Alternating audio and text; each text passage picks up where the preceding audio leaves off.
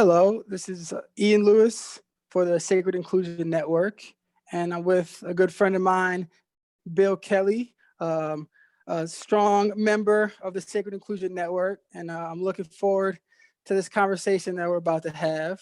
And what first I guess struck me, this is a member spotlight, so we just want to learn more about the different members and how what our lives were like, and how we're contributing to the network. And something that struck me between me and you is we have three pretty strong similarities. I'd say one is we both could be considered world travelers, or we've definitely spent some time abroad in other parts of the world. Number two is I definitely say we're both history buffs. Love learning about history. You recently you had a piece about the Islamic history and how a lot of the history has gone untold. I really appreciated that. And number three, I'd say, is that we're both writers, and we both enjoy writing. You kind of more, I guess, professionally. Me, I need to write a little bit more, but I write posts, I write to my friends, I write emails. And so yeah, thank you so much for coming. How are you feeling? Well, I'm happy to have this chance, to talk about something that, was a big part of my life. I mean, it hasn't been recently, but at one time it was, in many ways the center of my life. That's a beautiful thing. And yeah, when I've heard you talk about it a little bit, I'm always really intrigued. And so I just want to dive deep. And so my first question is, so can you tell me what countries you've lived in, other countries, for an extended period of time? I know Japan is one. Okay, only two that I lived in for an Okay. extended period of time. So Japan was 19 years, and then three different times I lived in the Philippines, or at least two of the three I lived lived there. The other one I just traveled over the whole country for 6 months. Okay, so that was altogether, say, 2.5 years in the Philippines. Okay, that's it. Otherwise, I passed through places, stayed 3 months or 2 months or whatever, or less, depending on the visa situation, how long you could stay, right? Yeah. Exactly. And okay, so definitely want to get into that. And some of these other countries that you visited, I know you spent some time in Africa. Yes. What are some of the countries that you spent time in Africa? Oh, there's too many, about 20. Wow. Uh, Wow. I was in North Africa, West Africa, Central Africa, and East Africa. I didn't go to South Africa because it was apartheid system in those days. Yeah. Wow. Right. Okay. Can I hear 5 countries that come up to mind first when you think of Africa, like your best experience, or just pop up? Well, it started in Morocco. Okay. And then I had some significant experiences in Nigeria, for sure.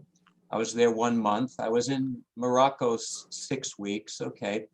And also I really liked Mali in West Africa.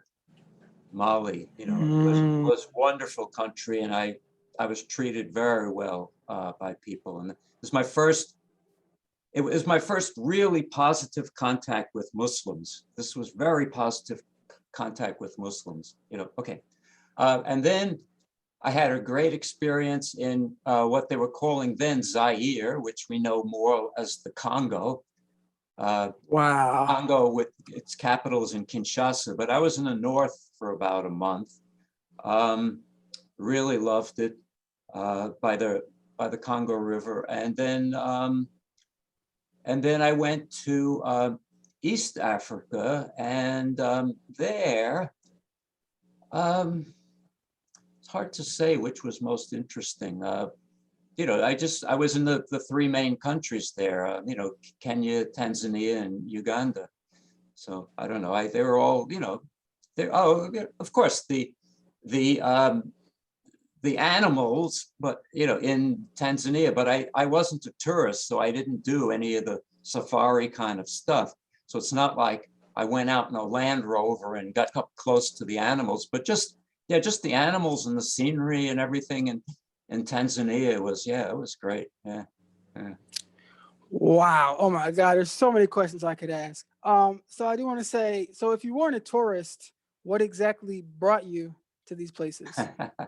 Well, I of don't know. course, we had our own identities in those days. Now we're talking about from, let's say, Africa. I was there in 1972, okay?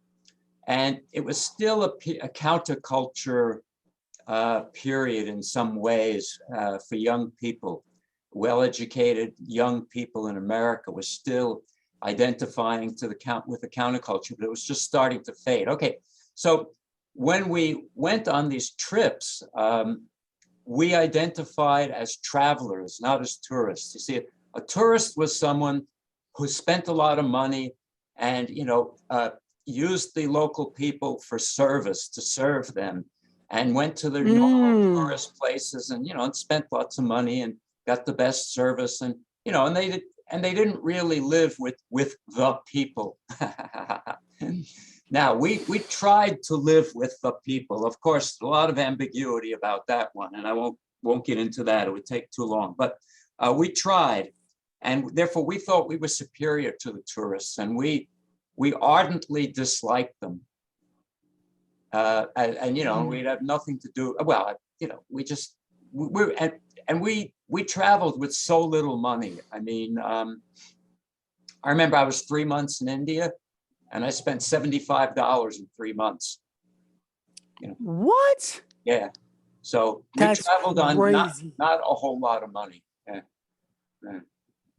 Wow. I mean, that's exactly how I traveled as well during Okay. my experiences, like trying to spend, so I would see myself as a traveler, not a tourist. I thought I was doing something. I had 1 month in Bangkok where I only spent, I believe it was $52. Wow. And I thought I was doing something. Yeah. So No, but yours was I much will, later. Yours, we it's true, just it's much true. earlier when things were a lot cheaper. Yeah. Right, right. That is wild. 75 $25 a month in India. What year was that? Do you mind me asking? Do you remember? That was like the end of 72. That's where I went And after East Africa. I went to India by boat. Yeah. Yeah. okay, okay. So some things are formulating in my mind. There's a lot I could ask and get into. So let's start with Nigeria because so for me, about 2 years ago, I did a DNA test, and so I'm half. My mother is 100% Italian, white, Italian American, Yeah. and my father African American.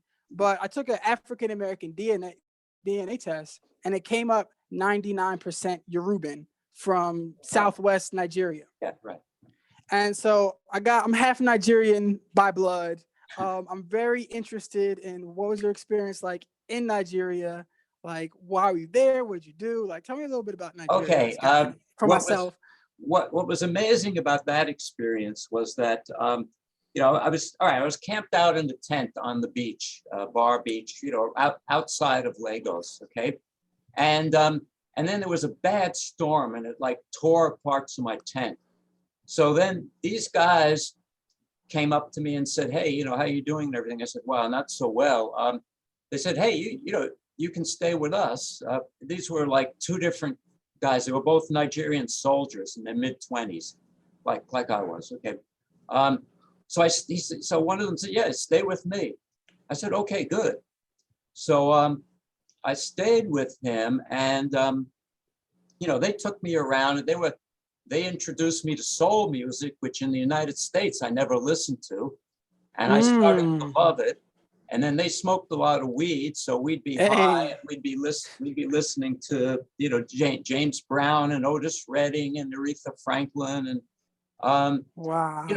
I mean I really talked with these guys a lot, and what I found was, and there was a third guy they introduced me to, who is from the north. Actually, he wasn't from that area, and what I found was that like two of them, not the guy from the north, but two of them were really just totally set on, somehow becoming what you call a big man.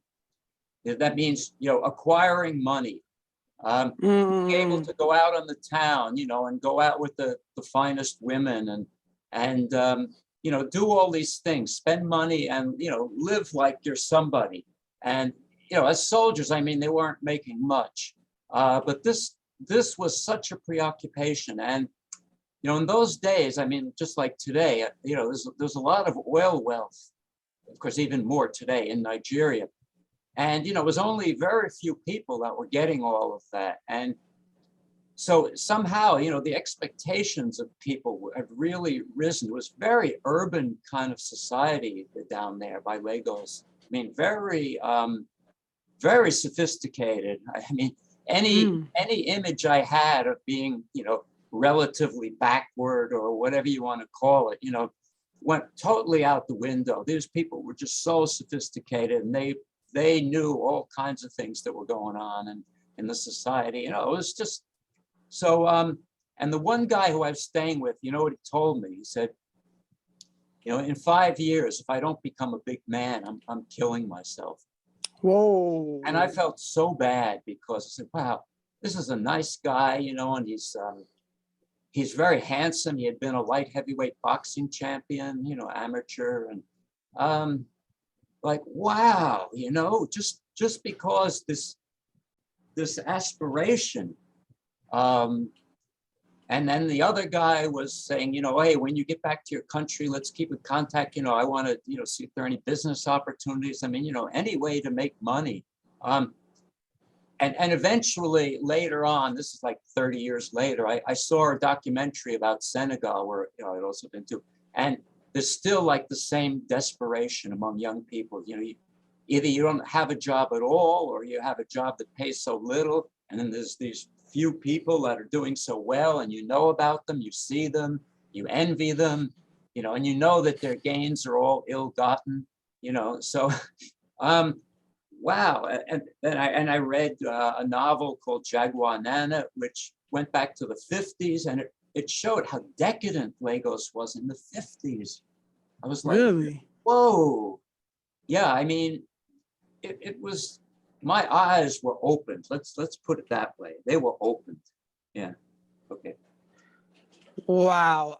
Nigeria in the 70s sounds crazy.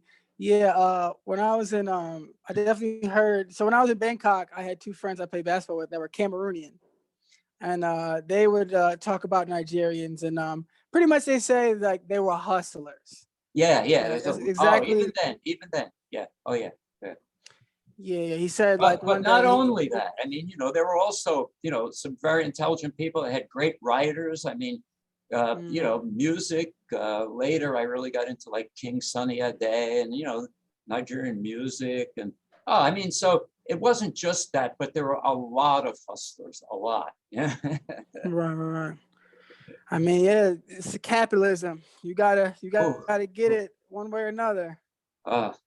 Wow. Very sad, very sad experience. Wow. Okay, so next I got to hear about Molly, because Tamar, my partner, as you know, she loves music from Molly. Oh I yeah. don't know if you know. I know. What's it? Tumani Dabate.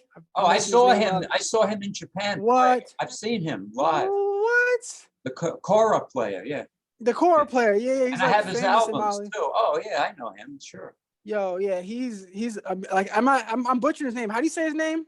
Tumani Diabate. Tumani Diabate, and my guy is Ali Farka Tora. Oh, he's dead. Yeah, I have his albums too. Yeah. So like the music from Mali's touched my partner and also me by extension.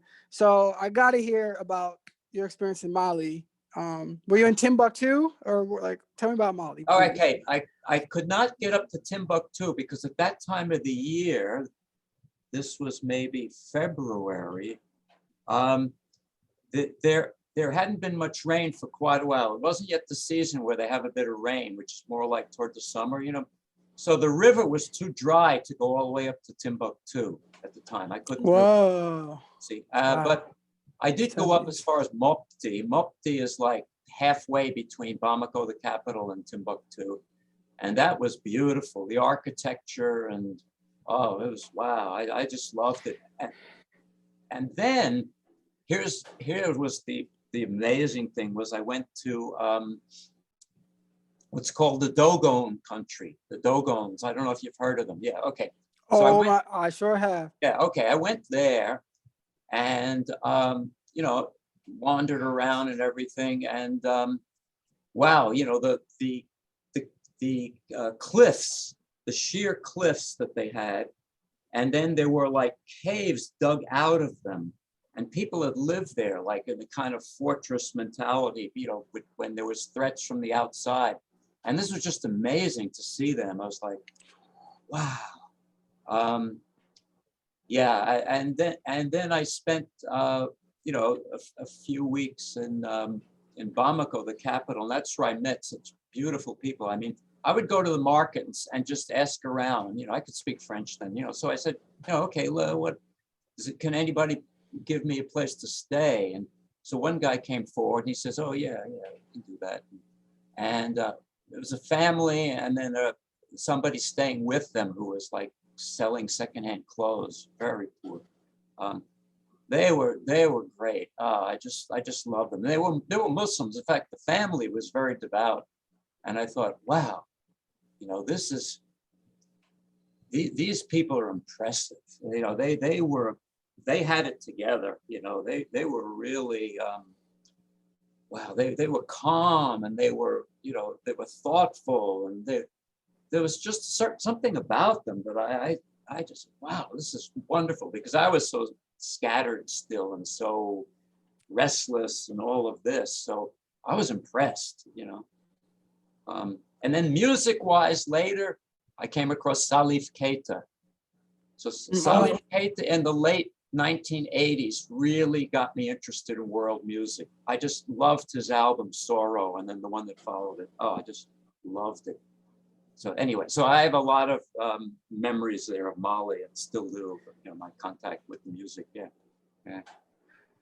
Man, that, whew, I'm just like imagining going in a market in Mali. Like, you can't do that these days. Just walk through a market and ask for a place to stay. No, why couldn't you? That's, Why not? Why not? oh man, I guess you could, but It depends I on don't the know. country. It depends on the country and how you come across, you know. Yeah. Yeah. That's interesting. Maybe that sounds like maybe it could be a YouTube channel.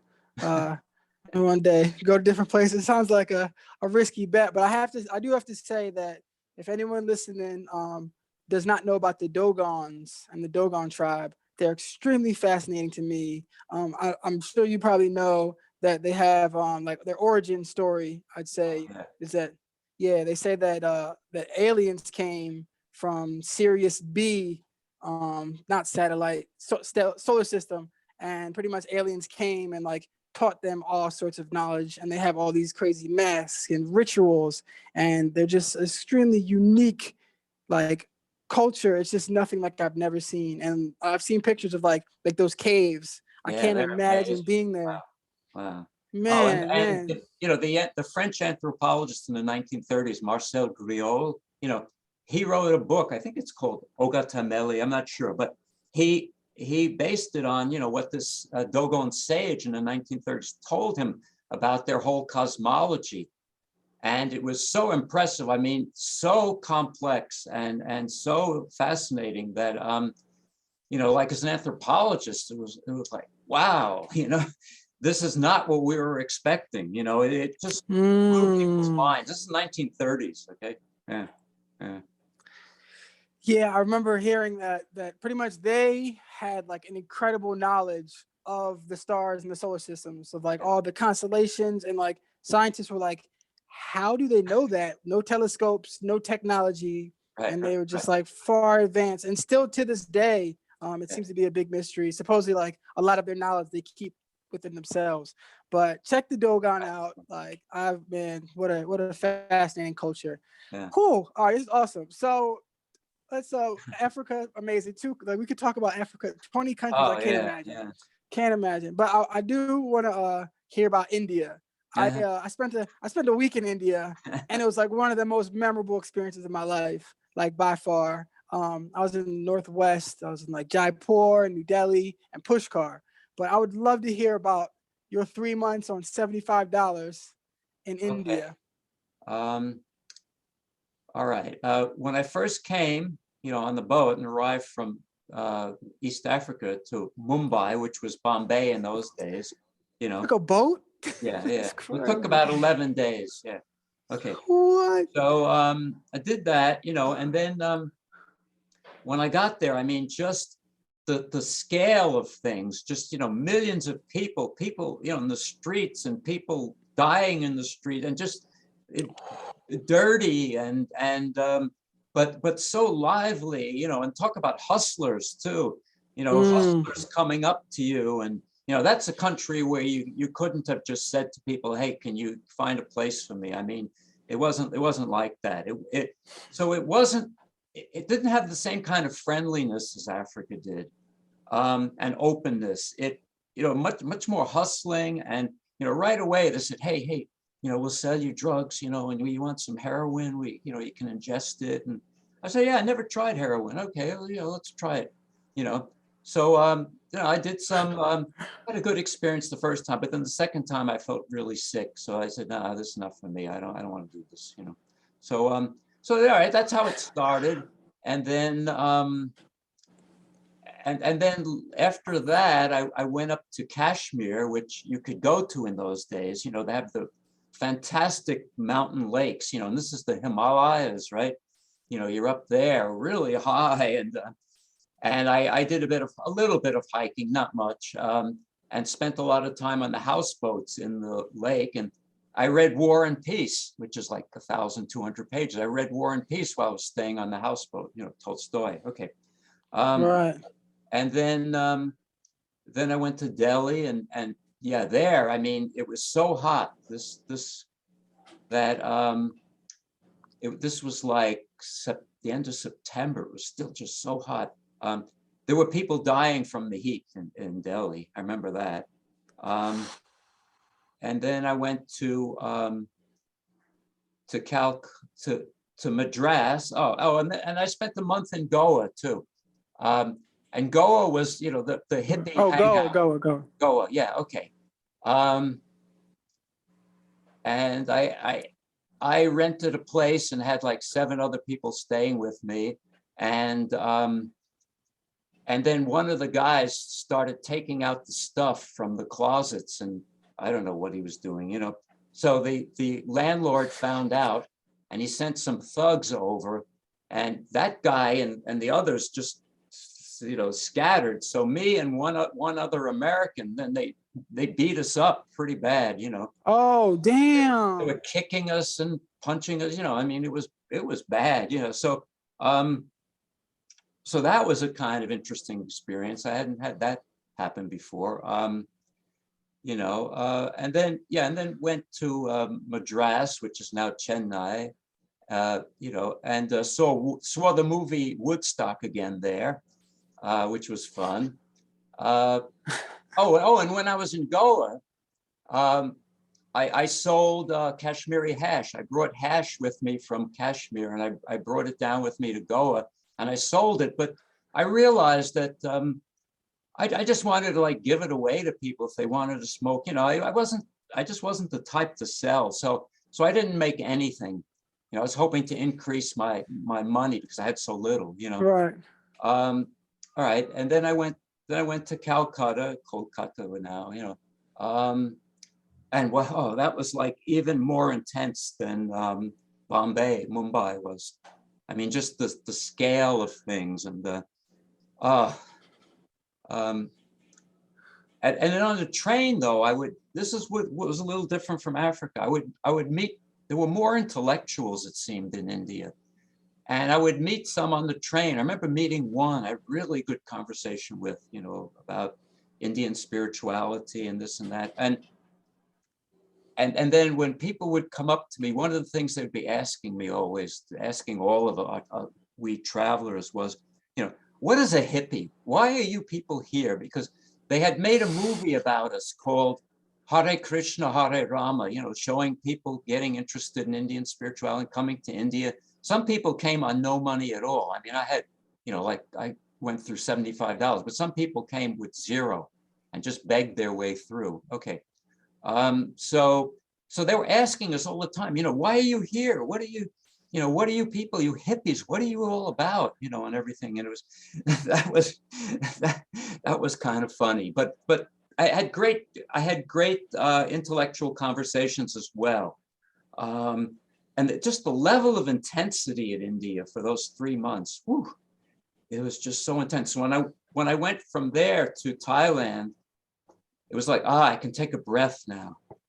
It's so much more relaxed and so much more, relatively human scale. Not Bangkok, even in those days, Bangkok was not human scale, but at least the rest of the country was, this is nice. I can breathe again now. India was just too much. I mean, it was, wow. Yeah, it was something else. Yeah, I'm trying to imagine India like without cell phones and like GPS, because like I mean I could say similar things. It was just so overwhelming. I've never experienced anything close to that. It's like stepping out of the train and there's just like people everywhere. Yeah. And oh man, that's insane. But so I do have to circle back because I can't miss this one.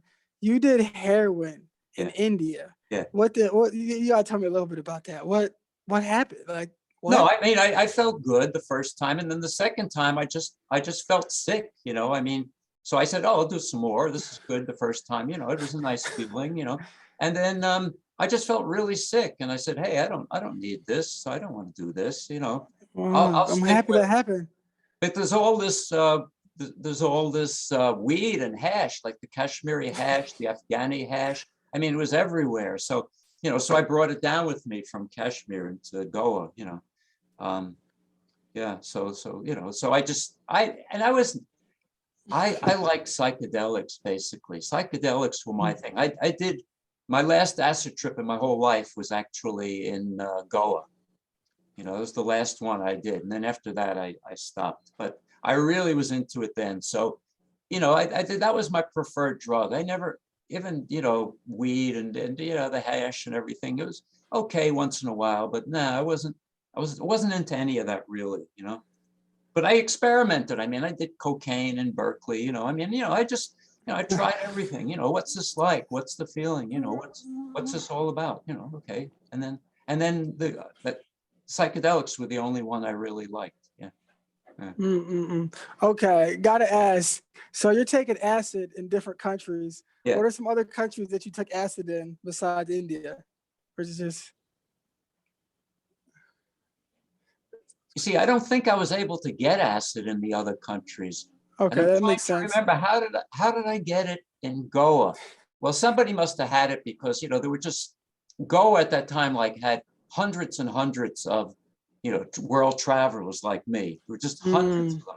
So I must have been able to get, maybe I traded a bit of hash for a tab or something. I don't know what I did, but it wasn't, right. It just wasn't available. I mean, I never came across it. I think that was the only time, except of course, like in Japan or something, you could come up with it if you wanted to, but I didn't want to. Okay. Yeah. At that point. Oh, in the Philippines, the Philippines had all kinds of drugs. Oh yeah, you could have done acid in the Philippines, but again, I didn't want to do that anymore. Yeah. Wow. Okay, before I do, I want to talk about like Japan and Indonesia and what was it like living in these places. But like, can you like maybe get through like a map, like any sort of map? Like, where did you start? Like, it seems like a lot of these places were on one trip, I'm guessing, right? Like you're just like the first trip I started in, in Europe and then went right to Africa and then went from Africa to India and then India to Southeast Asia and then Southeast Asia to Japan, Hong Kong, Japan. Okay. And then I settled there for like 15 months and taught English and saved up money because I went broke in Laos. I was looking for an English teaching job there and I went broke. So I had, luckily the people around me, the travelers, they helped me for like 2 months until I could finally come up with money because I was dead broke. I mean, they gave me food, they gave me a place to stay. They were so generous. I mean, wow, they became friends. I mean, it was great, So then I was broke. So I had to get, I got finally some money from a friend of mine and and then went down through Malaysia. I just wanted to keep traveling. So I went Malaysia and Indonesia, and then I started running out of money again. And then, Hong Kong and then Japan, and then I made some money and then traveled again to the Philippines, Indonesia, Malaysia, Singapore, Malaysia, Thailand. Yeah, I did that. Damn. What? Yo, so you went broke in Laos? Like that? Yeah. What was that? How stressful was that? I feel like that's stressful. Like me thinking about it. Were you like stressed out? Like what? And like there was no Well, Venmo. okay. Well, I didn't mention one thing that happened to me right at the beginning of my trip. After 3 days, I was in Morocco, right? I was in Agadir, which is on the coast, on a beach, and Okay. but I met two guys, and then one of them had a son, So we when we went into the water, we told the son, hey, will you watch over the tents, because these Moroccans were always appearing from behind the trees and stuff, and always like we felt like, hey, they were preying on us. They would if they had the chance. So we said, hey, you watch our tents and stuff like that. And then when I got back out of the water, everything was gone. What? My pants were gone. So my money, my traveler's checks, my passport was all gone. Okay, so they got it. So the other guys, those two guys, they gave me enough money to get to Casablanca, and they said, hey, go to the American consulate there, and see if they'll help you, because without a passport, I couldn't do anything. But then they said, well, it costs like, I forgot how much, it costs money to get the passport. I had no money. Okay, so I called up my parents and I said, hey, could you, send me like $100, just, I'm in real bad shape. My mother said, oh, you should come home. You should come home. I said, no way, I'm not coming home, So, but then you see, I had no identification, so I couldn't pick up the money, so it was, I was feeling kind of desperate. So I'm walking in the streets of Casablanca, and a guy comes up to me, white guy, and he says, oh, you look like you're troubled. I said, yeah, I am. I said, hey, I've been robbed, and I don't have a place to stay. I don't have any money. I don't know what I'm going to do, So he said, hey, my grandfather has a hotel. You can stay there, and then when you're able to get money, then you can pay me. You can pay him. So then I didn't have to spend any money, and I could eat there and everything. And then I told my parents my situation. So my second cousin was a colonel in the U.S. Army. So they contacted him, and he contacted the consulate in Casablanca to make sure that I could have a passport. So the next time that I went to the consulate, they were so friendly, like, oh, okay, yeah, we'll issue a passport, even though you don't have any money, But you see, a lot of people in those days were selling their passports to the Moroccans. So that's what they thought that I was doing. They thought that I had done that, and then came to them with the story of, my passport was stolen. But, in my case, it really happened. Okay. So the reason why I tell you this story is that I was saved at the last moment that time. So after that, I don't know,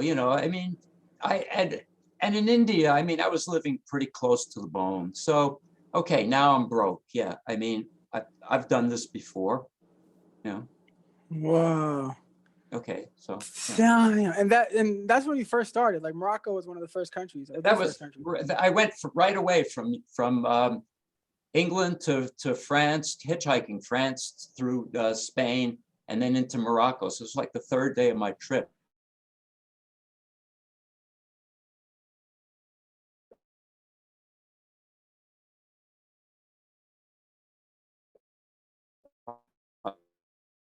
African countries, Yeah. like in the, Yeah. yo, dog, yeah, I don't know what to say. that sounds like a crazy trip, my friend. It was a great trip. It was a great trip. I loved it. I loved it. Yeah. Oh, okay, okay. So let's see what's up with Asia. Let's see what's up with Asia. Is there any country in Asia that like particularly stuck out as like wow, special, whatever you want to call it? Indonesia for sure. Yeah. Yep. Oh yeah. Tell me about it. Why? Um, yeah, the people, okay, it is interesting. I was taking a boat from, let's see, oh, yeah, I know what happened. I took a smuggling ship from the southern Philippines into um, Indonesian Borneo, no, Malaysian Borneo, and then I went over to Indonesian Borneo, and then I got a boat from there to Surabaya and Java, which lasted like about 9 days. Okay, so on that boat, there was a family, that I started talking with, and I had a book, about of Indonesian language, in the dictionary, but I could hardly say anything, and what they did was they really helped me. They helped me with the pronunciation and and lots of things. Mm, Oh, they helped me so much. They were so friendly that after that I was able to learn the language pretty fast. It just gave me the start, and then we stayed at with a restaurant owner in Sumatra, a beautiful lake it was on, and then there was another lake there that's much more famous, and they it was just beautiful. I mean, and then the culture. So when we're in Java, then there's Yogyakarta, and there's Bandung, and there's Solo, all these like traditional, especially like Solo and then Yogyakarta, traditional towns or cities, whatever you want to call them, and it was just so fascinating. I mean, all the the things that were going on, what they were making, like batik cloth, and then you'd go mm, to like the Buddhist temple of Borobudur, and the Hindu temple of Prambanan, and go to these mm, places. And then we went to Bali, and then seeing all the arts and the crafts and the performers, and it was just like amazing. And Bali was so beautiful, and it's just like the first time I went there was 72, and the second time was 75, and just the beach there, I just loved it. Oh, there I did mushrooms. Now I remember. I did mushrooms there one time. Psychedelic mushrooms. Yeah, yeah. Okay. on the beach in Yeah, Bali. yeah. And then we Woo. walked to the airport, and we were looking at the planes coming in and to the people coming in, and we were going like, these people are crazy. We're the sane ones. They're just all crazy. Look at them.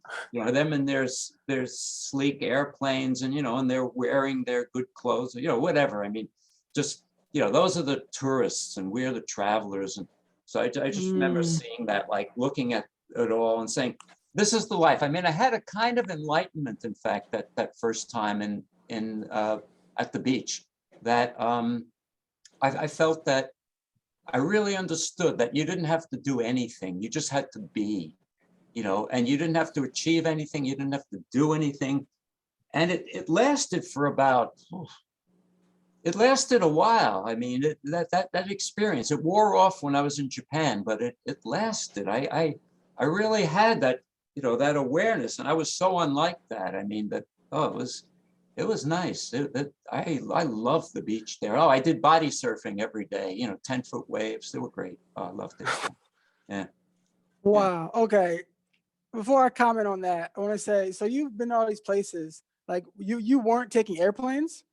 Like you were just. Only when we were forced to, like to go from Calcutta to Bangkok. You could not go Mm, through Burma in those days. Okay, right. so we Okay. had to fly. So so I It's had just a to. handful. So like $70 something, so I had to save that money, I couldn't spend that, or else I wouldn't be able to get to Bangkok and then start looking for English teaching jobs. And there and went to Laos and wasn't happening there either. Okay, so that's when I took a plane. I also took a plane, I think, from, how did I get to Japan? Yeah, I can't remember now, but I could have taken a plane. Yeah, I could have. I don't know, but we avoided planes whenever possible, you know. And I mean, of course, I took a plane from New York to London, you know, to start the whole thing off. Right. That's so crazy because like I feel like these days like people are so cautious about borders, especially African borders. It's like no, people do not want to travel over the border in Africa, and you were just out and about, out here. That's amazing. So I do want to circle back to Indonesia. Excuse me. I felt the exact same way. So I spent 3 days in Indonesia. My first time when I visited Thailand, and I stayed in Yogyakarta. Went to Borobudur, which is one of the most fascinating places on earth. You should look that up. Google Borobudur. It's like beyond mind blowing. But yeah, I would always say if like I've been to some places in my life, blessed for that. But of all the places that I've been to, I feel like Indonesia is a place where like I would love to go back to there. Yeah, Like anytime ever like you've been here, where do you want to go back to? Like Indonesia, just right. and I don't like there's something about that place and just the people. It's when you mentioned I'm probably gonna pronounce it wrong. You said Surabaya? Yeah, Surabaya? Surabaya. That's the port city. Yeah. Interesting. So you spent some time there? Like, is that But where the family was? but that's not interesting. Surabaya is not interesting. Huh. No, that's so And interesting.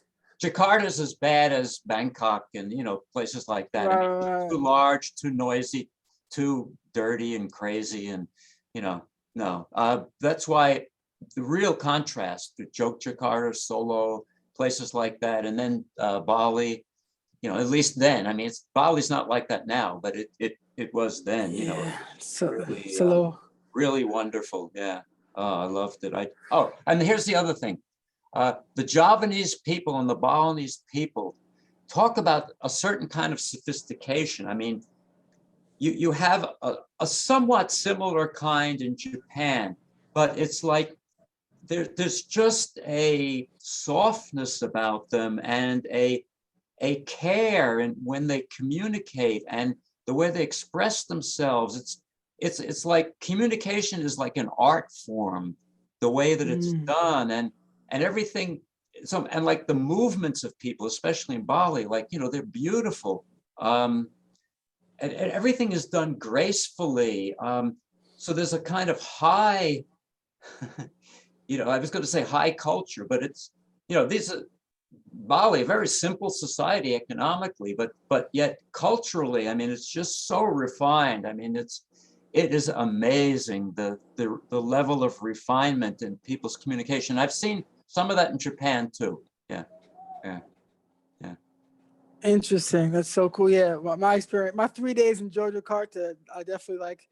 I wouldn't use those words, but there's Yeah. definitely like the people, and I would say like I remember more like the women even.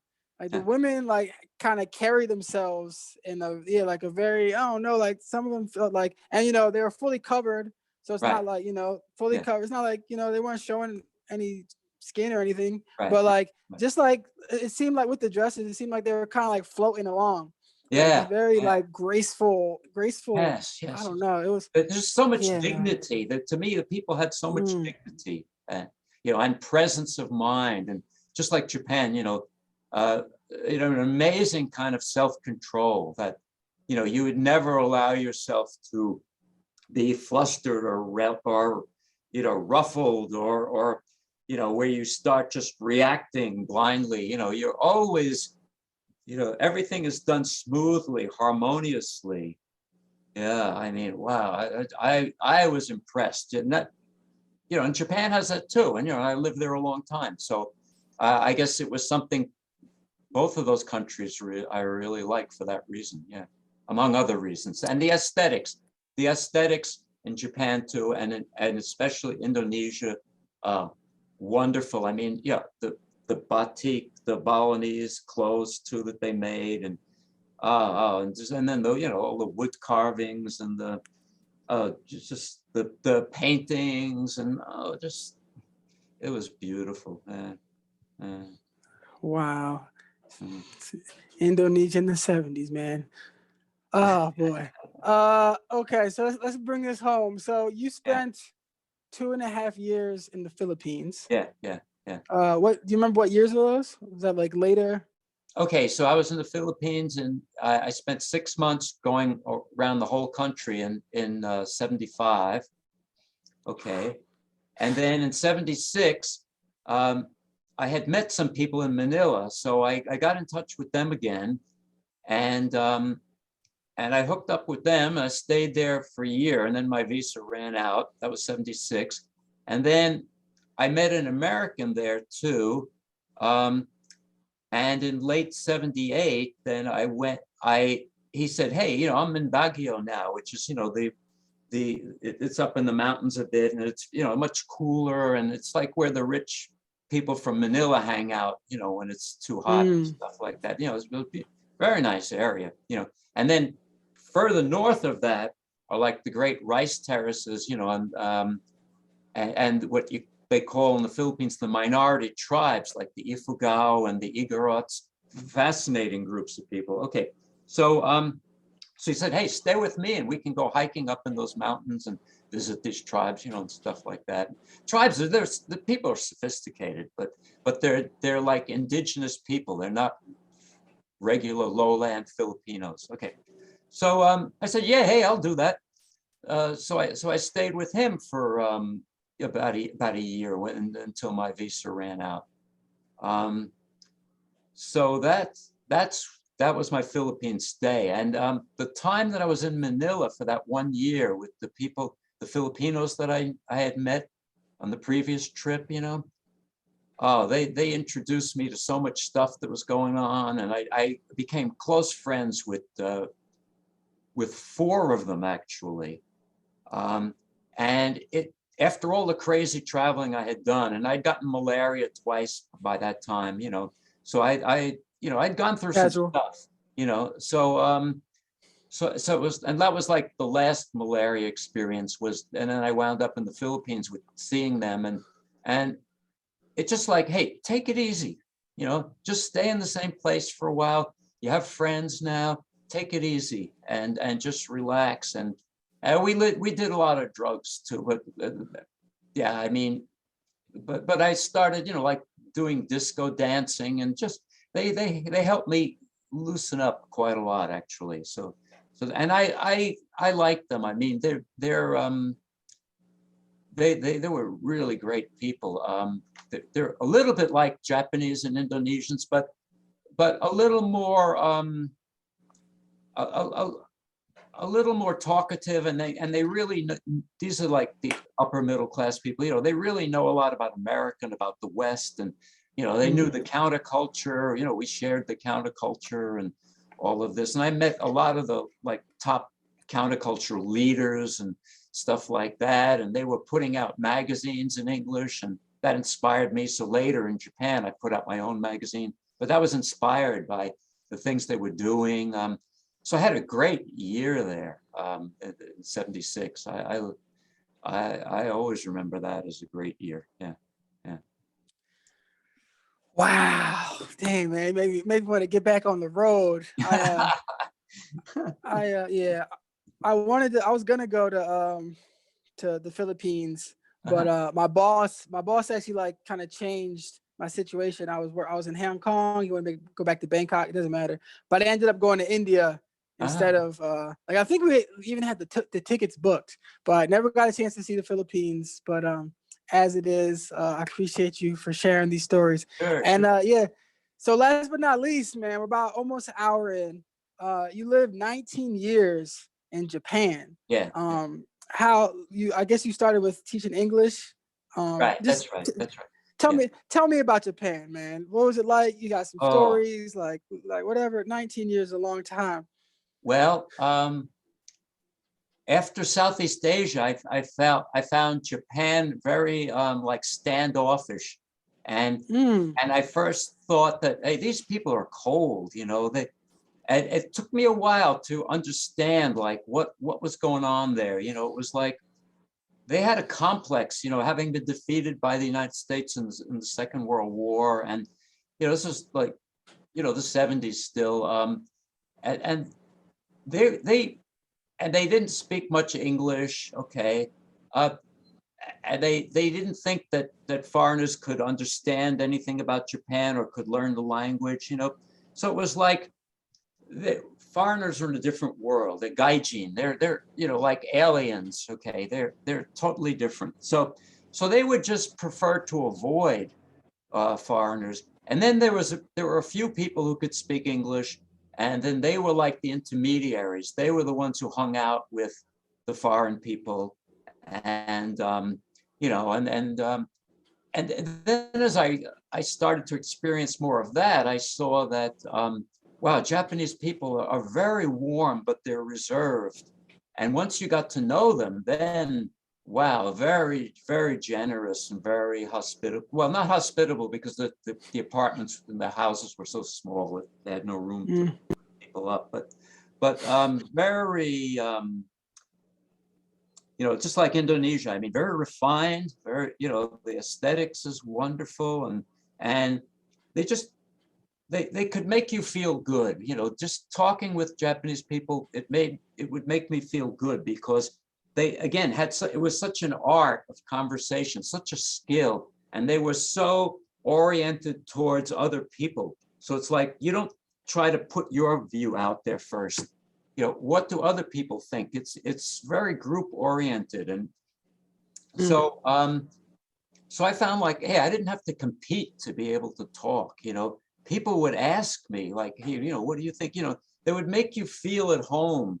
Once you knew them. Now again, if you're just a foreigner passing through, then they would avoid you. But so unless you could speak some Japanese, then it might be a little different. But okay, so that also helped me to relax a bit, even though Tokyo, of course, was so huge and so insane, like the trains. I mean, the train system is wonderful, but just during rush hour, just so packed. I mean, you just get shoved right out the door, it was like, woo.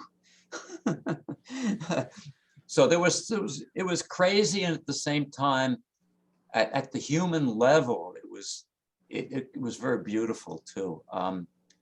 So once I learned the language and once I, really gave it a chance, and I hitchhiked all over the country and saw every part of Japan, so I got to know all the different regions and spent, like 6 weeks in a particular region or something, like stuff like that, camping out. And yeah, so I felt like, now I'm starting to understand this. And then I wanted to figure out how did the Second World War take place? I mean, these people, I just can't imagine them being, fanatical fighters in World War II like they were, and doing what they did to other Asian people. And, it was like, it doesn't compute. The people I'm meeting, they're just not like that. All right, in the business world, yeah, I guess if I was on the inside of that, maybe I would see a certain amount of ruthlessness. I don't know, but I just never saw that, So then that got me involved in doing all of this reading. And learning about the Second World War, learning about Japanese history. And then it all started to make sense to me. I see, I won't go into what I learned, but I learned a lot. And it really turned my head around, in which I've benefited from that ever since. I mean, ever since then, my thinking now has followed up upon what I learned from reading about Japanese history, Japanese culture, and all of that. Yeah. So I Wow. And I would love to learn more about that someday. So my final question for you, is what made you want to stay in Japan for 19 years as opposed to any other of these countries that you went to? Like what? Okay, well, you see, so when I went back to Japan, it was actually the third time. This was like late 1979. Okay. I decided, that, hey, I'm going to settle here because there's a lot of work here and I've got to give it a chance. And I just done so much traveling, and had, had a lot of, bad diseases and stuff. I mean, I said, hey, look, And I've got to learn how to deal with people on a more normal basis, not just as a traveler who kept moving on. You know, said, hey, I've got to learn how to do that. So I didn't want to go back to the United States, which I really didn't like. So I said, hey, all right, Japan, let's give it a real shot. So I learned the language, you know, and everything. And then after that, it was just like, oh yeah, this is where I want to be. And I realized that there was a whole like third culture going on there with people who knew about both Japan and the West. So the Japanese who had been in the West, and then the Western people who had been a long time in Japan. And like we then found what, you know, like we found that we had more in common than either of us did with our you know, co-nationals. Okay, so I entered that world and I became like almost like a leader of the, in some ways, you know, organizing groups and organizing a magazine and doing lots of stuff. So it opened up possibilities that I'd never had in the States, where you're just one among millions. There, by being there a long time and by having an understanding of both cultures, in this much smaller group, I was like somebody, and I was doing really interesting stuff, and I loved it. I said, hey, this is, and I didn't have to teach that much either, you know, and like, hey, this is wonderful. And then of course I got married, a Japanese woman, and we had 2 kids. And so I was planning to stay there for life. And then my wife said, you know, it's probably better for the kids if we go to the United States, because they're, you know, mixed race, and you know, they're treated well now, but when they get older, it could face a lot of barriers. So I said, you really think so? Because I didn't want to go back to the United States. I want to stay in Japan, you know. So I said, well, if you really think so, I don't have a choice. I'll have to find a way to get back there. And so I got into the PhD program at University of New Mexico, and then studied for a PhD in intercultural communication. So that was my avenue to get back to the United States. And my the professor who I already knew, he said that New Mexico's a soft landing. You know, you'll be okay in New Mexico. You know, you'll be able to handle it. I said, okay, good. So that's how I got out. You know, yeah. Wow, you made a sacrifice for your children. That's a beautiful thing, man. Well, you know, and you know, it's worked out okay. I mean, I still don't like this country particularly, especially, you know, of course, you know, we know the more recent politics and everything, but hey, you know, there's a lot of lessons to learn when you face adversity, and you can't always have the same situations, you know. So it was a new situation coming back to the US, reconciling me with my own past and everything, you know. Okay, so, you know, new set of challenges, so that's fine. So I have no regrets now that I came back, but originally I definitely didn't want to. Yeah. Well, goddamn. Actually, I want to ask you one more thing. So, what year did you leave for your trip? The beginning. What? Well, was it? Yeah. What year did you go to London? Like, when did you start the journey? Oh yeah, so that was right at the very beginning of 1972. Yeah. 72. And then did you go back to the States at any point, or do we just I out there the whole did time? it like, I think between 77 and 78. I was back for almost a year, and God, I couldn't find any work, and or you know, I was like even doing moving and stuff like that, you know, mover, and you know, and I'd teach English like for $4 an hour, and oh, it was, and I just didn't fit in again. You know, I missed Asia a lot. I really missed Asia. I said, hey, I want to be back there. And so that's what I did. I went back. Cool. And then what year did you get to Japan? Like, did you move to Japan? Well, I settled in Japan like in about 79. I really settled. 79. I'd been there twice before, but I settled in 79. Yeah. And then 19 years, and came back when I was about 10 years old. Wow. Well, Bill, thank you so much. Oh, thank you for being interested to talk about it. Wow. Yeah. No, I mean, it sounds amazing. some of the best experiences of my life have also been other countries, like meeting people and going on adventures and doing all types of amazing things. Well, And I'd like to hear your story too. Yeah, I mean, so at another time we can, get into that a little bit. Yeah. cool, cool, cool. I'm actually about to. Me and Ken had a conversation where I kind of got into my Oh, life a okay. little bit more. Oh, So you okay. can listen to that, and then maybe, but it wasn't like it was just like the whole picture. It wasn't really necessarily focused on traveling. Oh, So I maybe see. we can, Okay, okay, okay. maybe Yeah. we can, in the future we can, and Yeah, we meet can. anytime on Zoom. Sure, sure. Oh, yeah. Okay, good, Exactly. We good, got, good, yeah, good. there's a lot to talk about. Like Yeah, I'd we like to talked hear about, what it's like, many years later. Yeah, yeah. right. Thanks. We talked Very about, different. oh, yeah, dog, you didn't have any cell phones. Like I was like Google mapping and connected. Like, oh man, oh man, oh man. But yeah, again, this is for the Sacred Inclusion Network. Yeah, We are a network of spiritually minded people who love to come together and collaborate and share our knowledge, our wisdom, our, if we had like a friend who has a connection in this regard, we love to just connect with people, and we have experts from different fields who come and share information. It's a beautiful community. Bill, thank you so much for being a part of the oh, community and for thank talking to you. me.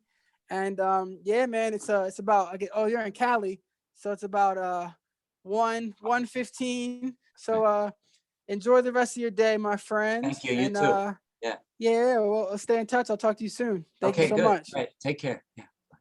Peace. Yeah.